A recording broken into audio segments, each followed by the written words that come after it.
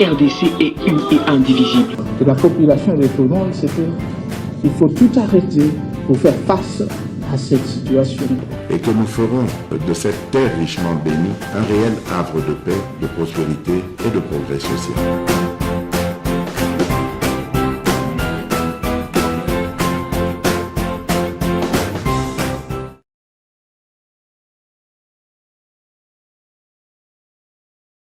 Merci. Topesi bino mbote weekend malamu na ba bota na bino bozali belé bozolanda MKBZ officiel, la voix des sans voix.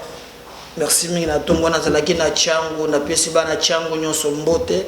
En tout cas na moni ba to belé côté ya abattoir na pesi bino mbote. Papisinga président tolingi mingi ngapenda lingi bino mingi. Na moni bolingo quand même bozawana, il y a des policiers là qui nous ont aidés. Tubandiko kende na makambo à prière, mais les policiers là ba aider biso ba sécuriser biso, merci.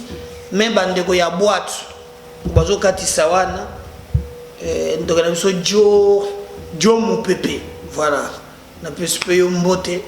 Merci na oyo sali pour na biso na tongo alelo. En tout cas na pesi bana chango masina Petro Congo Bekatef. Mais na mon système ko basali so ya va okota Petro Congo comment na arrière abato bakangi nzela pour mon kota il faut que ndeko contourner les méthodes ya circulation comprendre ngote. Même dans boulevard avant que je frère place robot ezali bakangi on est obligé de côté na sans cesse. Je comprends pas ce système en base c'est même un peu que ça ezali moi bien merci pe na bando bazana matadi boza président na ville ya Matadi na pesi bino mbote weekend balamu na mabota na bino na pesi badozana Kisanto badozana Lukala na pesi bino mbote bandeko bozana Mwanda bandeko bozana Boma bozo mbote na bino yango wana bino bandeko bozana na Kasa Oriental bozana ville ya Mbujimai na pesi bino mbote bozana Mweneditu bozana na Lubefu bozana Ngandanjika bozana Boya bozana Ndundo Buteji bozana Miabi na pesi bino mbote na pesi mbote antoka boza bele bandeko bozana epa ba Jean Lucien Mbusa Obujala na pesi bino mbote bato bozana Ingende bando bozana Inongo bandeko bozana Karawa ngaza ina Karawa na mona ki Karawa maïté courante kota bakeli so ozo bakarawa wana ozo avancer na bazamba wana kono bandeko bozana na place bayambaki ngabia na Guadolite na zaki na ISP Molebe ISP mo batozana Inikba Université de Guadolite na zaki pe wana na pesi bino mbote ba etinyo so ya Inikba. Merci beaucoup. En tout cas, le week-end, on a souhaité bino nyonso na ba province bozali bozwa mbote na ngai ni yango wana. Toko benta lisolo ya lelo Daniel Safou en colère a lancé système ko bazo benganalogie. Benganalogie alobi za système moko ya sika bato bakanga yango pona ko bengana président oyo aza en place. Donc bako bengana ye. Toko beta lisolo bande ko na ngai. Il y a force oyo balobi, il y a communauté de l'Est, bazo ya awa maintenant, population bazo tomboka, pour na likambo ya bunaga neza toujours na maboko ya badversaire. Didier Chimanga a kokite pression yeleki, alobi kako lakisa ba vérité, yé azalaki conseiller spécial en matière stratégique, il y a président de la République a démissionné lobby a monique pression Mayeba Lobaki sérieux et l'équipe Makasi a démissionné mais pour nanini a lobby ka kosala ba révélation mais na moni déjà na ba Facebook ba ta komi déjà ko tia before ba lobby ke ye moto azalaki wana mais to ko mepe ko so la kosala parallélisme entre pourquoi les Cambouans les abou mais je me souviens à l'époque qui a téléméla kapé gentil mingi na makambo ya Zando aza parmi ses conseillers oyo ba s'opposaki na biloko owana na kotangela bino démission na ye oyo amonaki que il était grand à démissionner. Culture wana ezalaka na bacongolais te, est-ce qu'il a senti que bakosanctionne ye nda anticipé à démissionner? Tokobeta lisolo na émission mokolo ya lelo. Merci de partager ces liens, de les liker et de commenter parce que biso tozo banda émission na biso mokolo ya lelo. Rentrée parlementaire et salamaki ezala na Sénat, ezala niveau ya Assemblée nationale, batona bato ba dégageaki o bango bamoni bakokaki kolobela hormis ba problème ezalaka ya ba $21,000 oyo esekowaki Nikolo et l'équipe ezaki kaka wana te makambo évolué de telle façon que maintenant na kozonga citoyen Mbosso a regretté mingi komona ndenge ba député ba zali vraiment ba mususu kokota na makambo ya lukuta o bato bazali koloba parce que Mbosso alobaki bayeba komeka kotia maloba na makambo ya fayulu ya 21,000 sans que baza na preuve ya ko sanctionner bango. Alors c'est dans ces logiques là o yazoko continuer toyebi penza te, mais lobby tango ba rentrer na bango esalamaki, il a même regretté comment mboka na biso eza toujours entre le mains ya bapaya ba expatrié. C'est pas normal sengela ke baloka lolenge nini ya batambwisa makambo ezala kitoko. Mais parmi aussi ba député oyo ba réagir na rentrée wana tozali na Daniel Safo Buchimunyi mvoluzi ya bandombe kaki ka Kongo. Je crois que toko benga ya même na plateau na biso awa aya to beta phrase ya sikabimisi alobito mesana nango to kanga nango kombo nango benganalogie. Il a même insisté journaliste bokanga phrase wana lobi kombo nango benganalogie. Benganalogie selon ça fulingi koloba méthode moko ezo permettre pona ko bengana président oyali en place. Bon, je ne sais pas comment ko bengana ye na en place par les élections, par insurrection ou bien par un coup d'état. Parce qu'il fallait aussi un moyen d'éclaircir. Il y a plusieurs façons d'accéder à un pouvoir.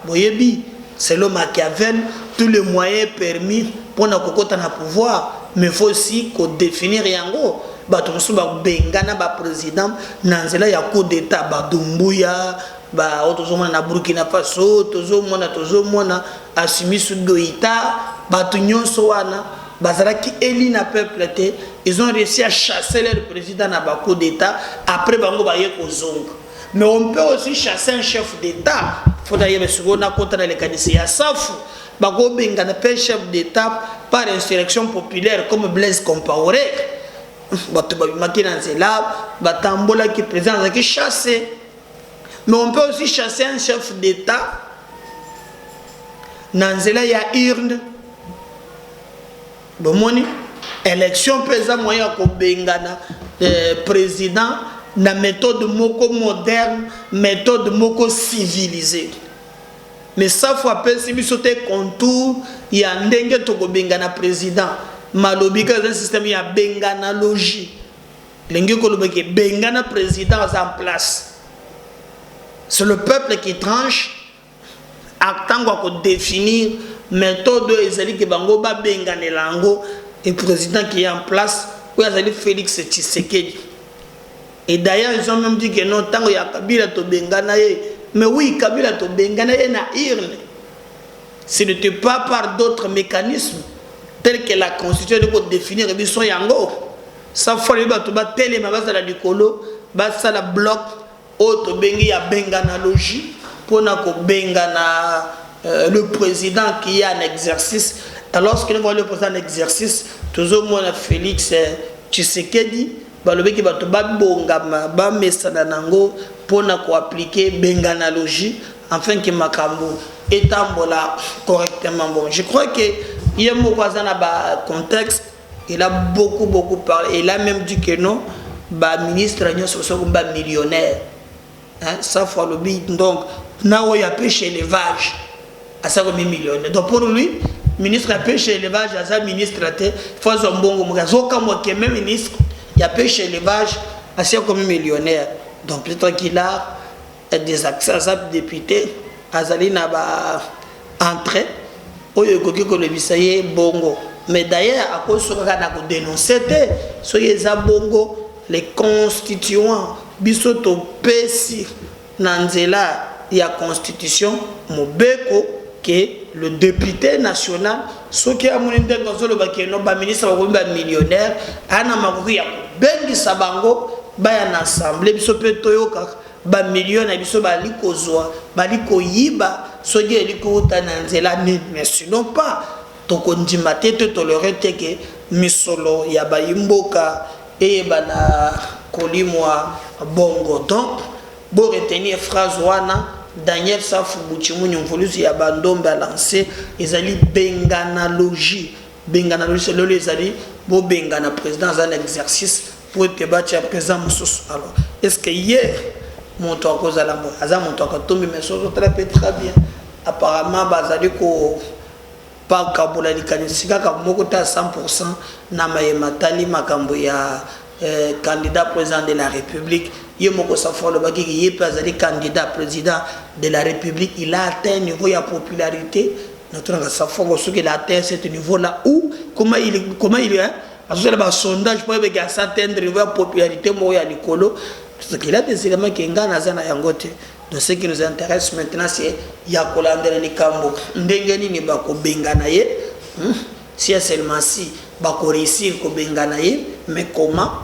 Est-ce qu'ils ont une élection, ils ont un coup d'État, ils ont une insurrection, donc tu éviter Kadanin, préparer. Il anticipe déjà pour la kisa qui bango, bazana schéma, mususu et que schéma là, batu mususu, bakoki kolanda bango te donc Daniel Safou, nyon soit lobby, ali témoin, pour comprendre que à copier sa explication à Mikolo Ezali Koya.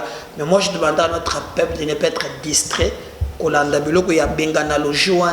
peuple a besoin maintenant de travailler pour Mbakonzo et Bakoya lobby, respecter la volonté naie, na droit, ya kolia, ya komela, ya kolata, que kokota toujours na ba discours populiste.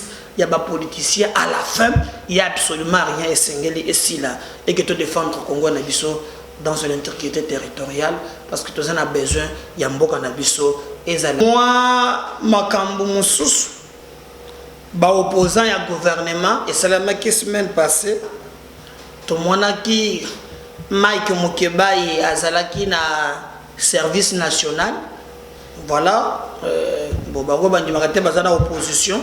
Mais tokoki kolobaki bako sala mwa makambo bien to monaki Mike Mukebai azalaki na service national alobi ki amoni musala quand même ya service national makasi.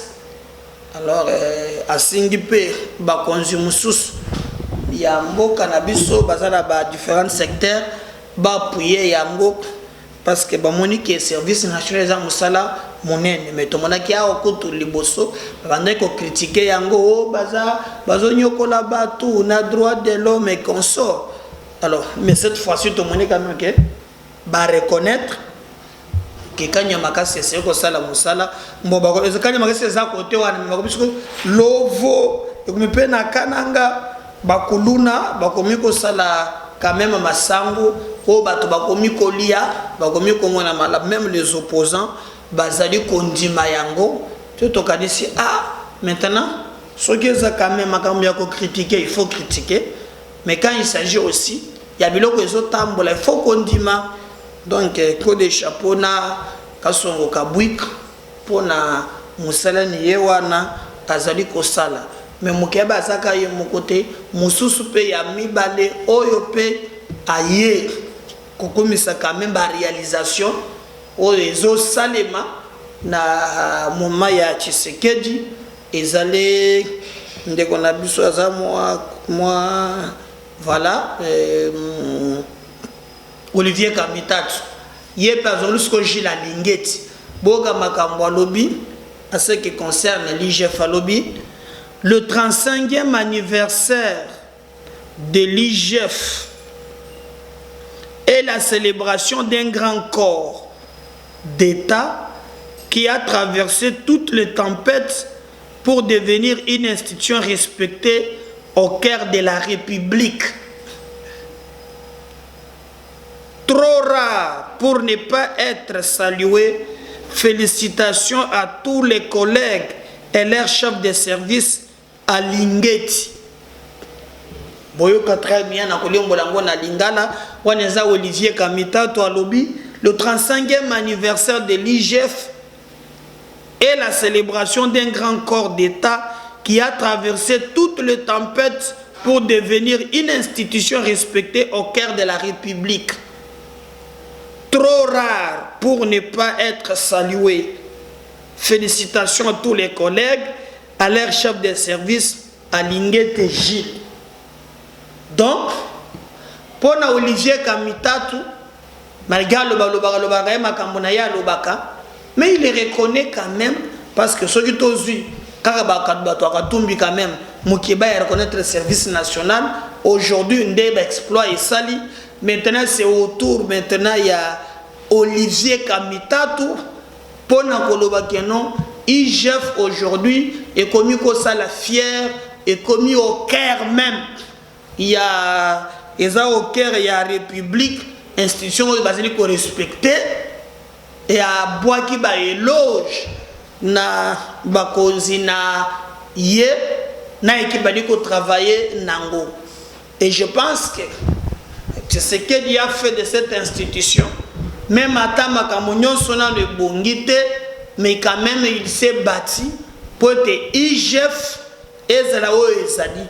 Pour IGF bandakala bacha yango totikala comme on a résultat mon côté ya malonga ezalaki d'ailleurs étouffé na bayeba de kakakala lokola batu ya FCC pour te dire na ba plan na bango mais uta yeye nyonso zaka carose te il y a aussi des faiblesses. Par exemple, il y a des enquêtes jusqu'aujourd'hui non babimisate comme les enquêtes à ville de Kinshasa, Tilelo, comment je l'ai DGRK, Tilelo, il y a quelques faiblesses, mais au moins, et puis ça qui explique, courage, quand même que non, on ne peut pas dépenser ou détourner les moyens de l'État, mais on peut juste faire que Batoba se retrouve en respectant juste la prérogative, l'attribution où l'État peut se individu. Donc, Olivier Kamitatu, sans passer par le dos de la cuillère, il a reconnu quand même quelques exploits.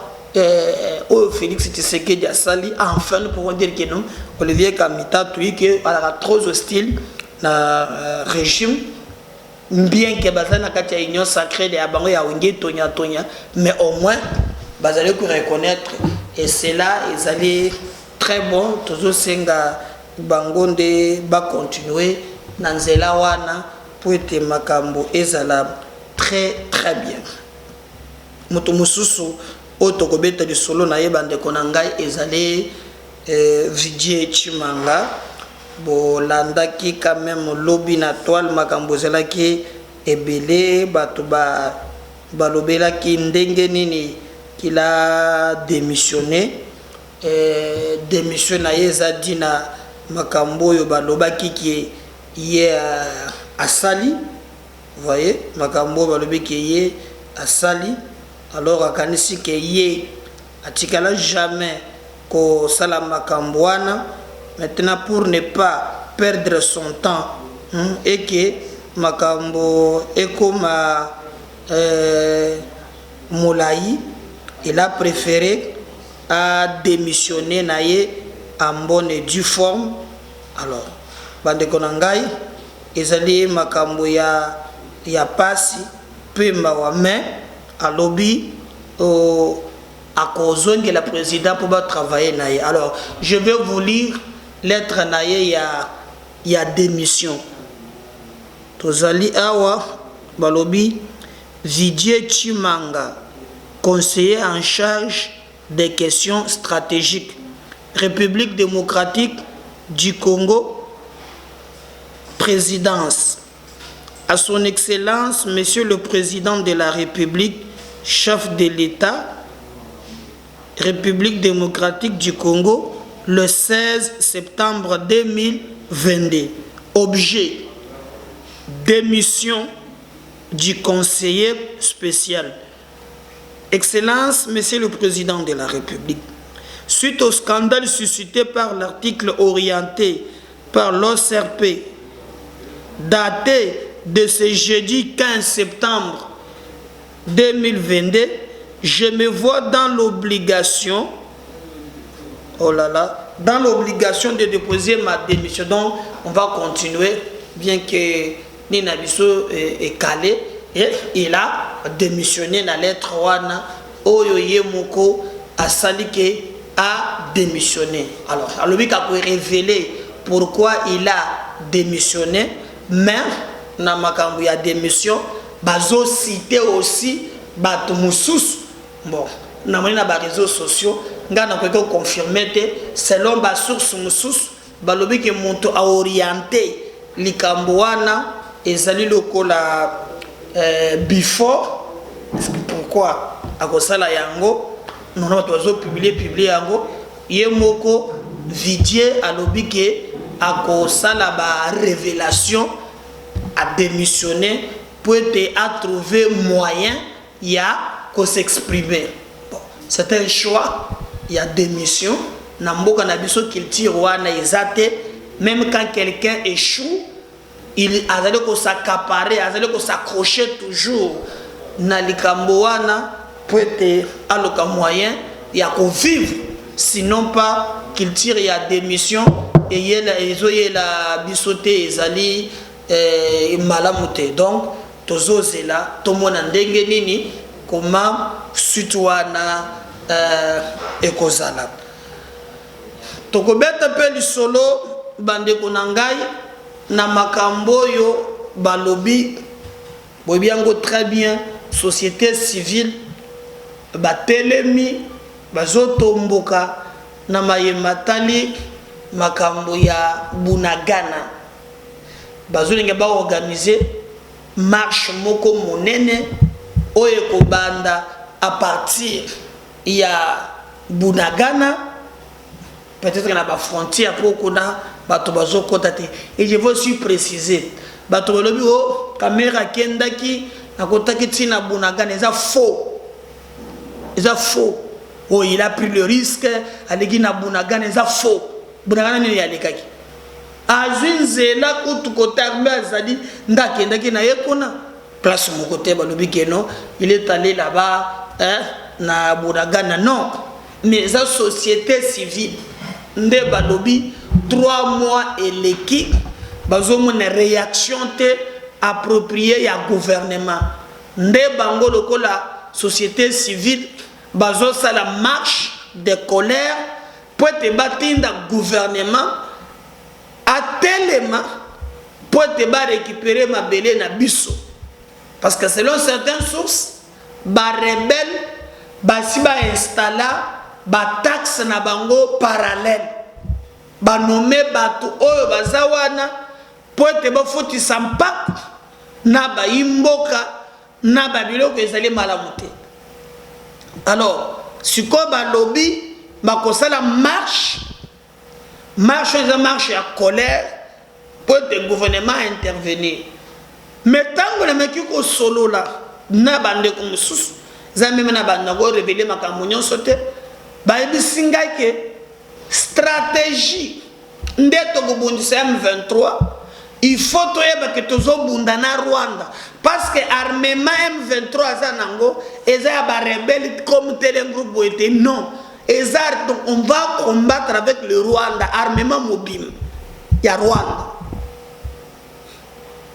C'est pourquoi, balobi que non, basali ko sala par tous les moyens pour balancer à chaud, mais boye ko sala bitumba makasi.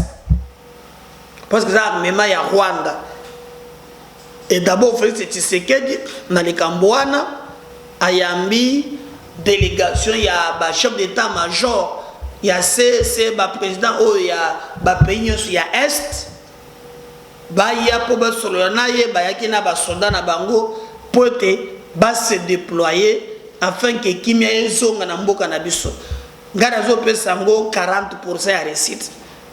Pour moi je crois na ngamoko monto akoki ko sala kizo da kimia ya solo eza bato mususu te be biso moko ba congolais. Donc on ne peut rien attendre des autres. Voilà, je crois que bozali quand même au grand ya koyeba ni nezali koleka bato ba bengi ngai balobi o président ndenge nini makambo wana ndenge babetaki journaliste aza journaliste ya chaîne de la babingo nini chaîne de la haine. Donc eza bango na bango etali biso te non bande ko nangai makambo démocratie eza passe. Et puis nous avons conseillé bato ba finga na kapona ba politicien le bokotika la na soni na mona ngona Côte d'Ivoire hein tala bato bakufa conflit ya Ouattara na Laurent Gbagbo bakanga Laurent Gbagbo akenda ce pays hein. Est-ce qu'il y a un mois na moni Laurent Gbagbo na ou fait buna ona l'ancien président aussi comme ko ya Kimingai 3 ba kutri na Ouattara ba sali communiquer ba seki et bongo ba yo oyo ba kota na ba conflit jusqu'à ce que baloba na kate ba to ba kufa et puis makambu ya bioma baza swap. Dans la vie, je vous donne un conseil. On n'est pas fort tous les jours. C'est-à-dire qu'il faut pas faire semblant. On est les cambo et zabo. Oh yebi na yo ango. Betana nous semblant. C'est dans la durée. Nous on a le poteau. Fais-moi te justifier qu'à moyen. Fais semblant. Mais un jour tu peux réagir. On n'est pas fort tous les jours. Moi, na mon de quoi ça agressé. Baléli na mon qui ou balagisa qui est na non mais ceux qui sont d'accord d'habitude sauter c'est pas un problème de démocratie. Peut-être qu'il y a d'accord qu'on a des messages il y a haine. Il y a haine. Il y a haine, il y a tribalisme, il y a boïna boy. Ça je condamne. Mais toi yebake, ça tourne toujours. L'effort d'aujourd'hui, vous avez faible et à lobby. Faible et à lobby, pas fort et à olelo. Vanité de vanité. Tu es toujours l'une de tes koloka. Ngai, na moni atate, Martin Fayulu, non, mon kebab le bagage non. Pourquoi Martin Fayulu a réagi boye na boye. Ngai réagir pour ça la ndengeni. Bino botoninga babeta ki epona nini lubi na chaki vidéo et puis nazo insister que non ce qui bozo tala ba vidéo na biso bozo ka peta ya kolanda ngo na ebandili tina suka po boza na connaissance exacte ya makambo le kaka na ba mission na biso tala ka ndambu te tala ka ngo tina suka oko comprendre mais je serai dans l'obligation na la kisabino ndenge nini ba beta ki ye. Il y a quand même bimisa sauf mais mon tour moni pas ses allés chauffeur naïe avec même émotionné n'a pas compris pourquoi c'est qui frappe les allés qui m'acasse et les allés qui vraiment makambo biso moko to sito lobby la violence engendre la violence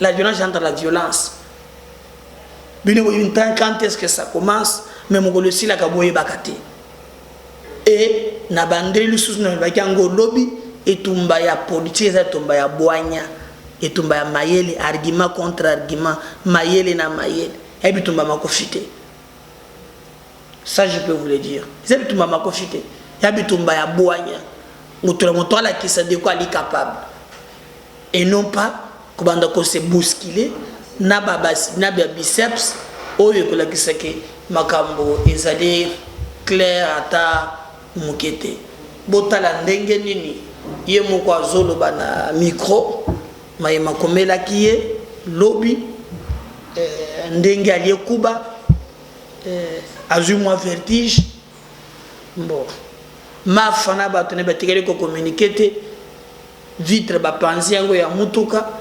Je sais pas s'il va bakufutele yango na ngambo ya SID, je sais pas, mais au moins le chauffeur na yende aza quand même un peu touché na makambo moko ya grave, ils allaient bien te, mais regardez ce qu'il a dit. Nous allons revenir juste après pour continuer avec notre émission. Tu viens, on est en direct. J'ai annoncé que je veux, fidèles téléspectateurs, on est en direct à la télévision. Tu peux entrer dans les champs, viens près de moi. Je venais de le dire tout à l'heure, fidèles téléspectateurs, lorsque des journalistes ont des problèmes, je suis la première personne à être, assez souvent à être contactée, parce que les journalistes savent comment nous réagissons. Pendant que j'étais en train de monter sur ce plateau, c'est une consoeur journaliste, elle s'appelle Tatiana Osango, celle qui était à la nerve, vous vous souviendrez, on s'était battu pour qu'elle soit relâchée. Je ne vous arrache pas la parole. Les jours où j'étais arrêté, oui. J'étais arrêté de 11h à 17h, et à 15h, j'ai connu qui était mon plaignant, je ne vais pas citer les noms, mais il a nié par après. Et lorsqu'on me libéra, on me citera les noms de 2 personnes qui feront l'objet d'arrestation. Alain Bolodja et ma soeur Tatiana. On me l'a cité comme ça. Mais on m'a cité les noms. Mais c'est quoi Si.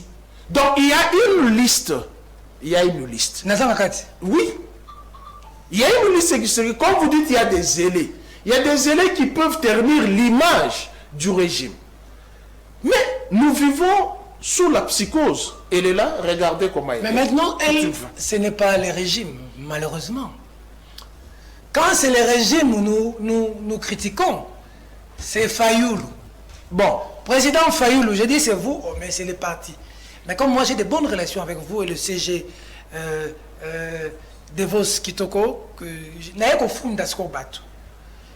Félix Tshisekedi, Joseph Kabila, Martin Fayoulou. Mais écoutez le témoignage de cette dame. Maman, qu'est-ce qui s'est passé?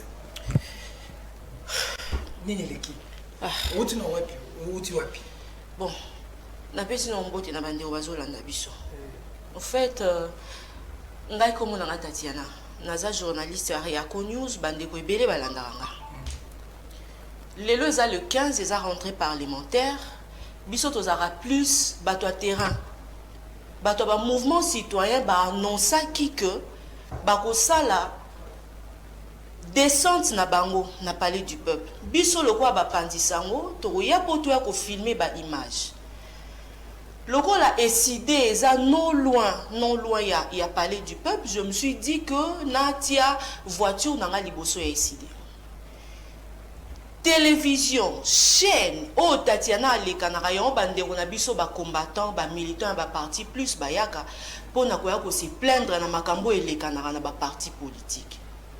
Non mon nango pasi. Je crois que bomoni ndenge akomi makambo alobi binyo soboyoki yango biso tokoki ko tia commentaire noir mingi te, mais sinon Esaïlo comme il a encouragé Adolphe Muzito, tous ont encouragé des marches na yazo sala nga personnellement à mon équipe va déplacer.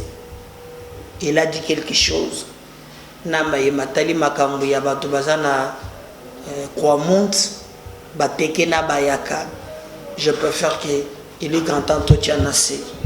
Mais il a porté quand même quelques vivres ba cadeau na babiloko ya ndenge. Donc je préfère que Bolanda Muzito et on va revenir pour continuer avec notre émission Yamukolo Lelo Niamkabez officiel, la voix des sans-voix.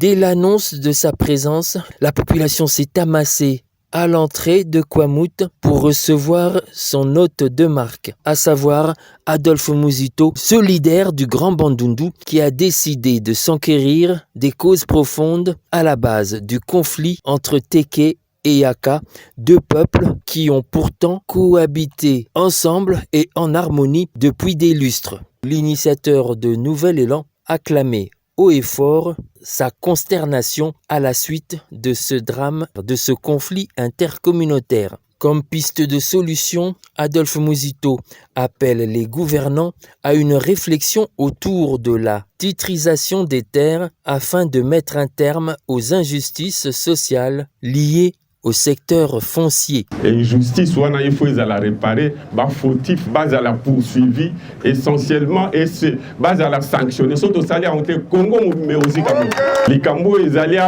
les Congo, les Bangi, tout résoudre en côté, Moka, autorité, tout ça, qui est dans le les Cambo, une titrisation de tir, il y a belé, reconnaissance, il y a droit, reconnaissance, il y a propriété terrien. L'État a le premier ennemi parce que si on a bougé, ça te banda toujours li panda.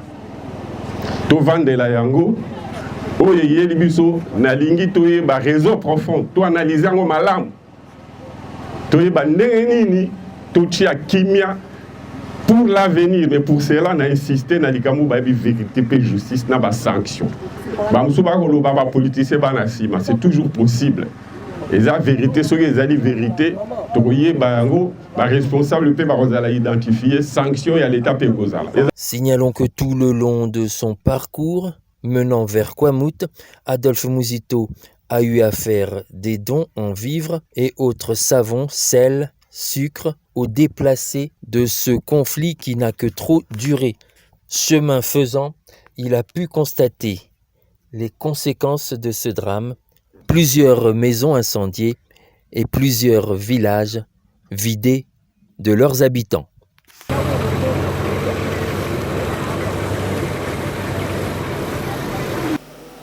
Merci. Si le Seigneur ne revenait pas, en tout cas, tout ce continue. N'oubliez pas de vous abonner, ni de liker, ni de commenter. À tout à l'heure pour le deuxième numéro. Bye.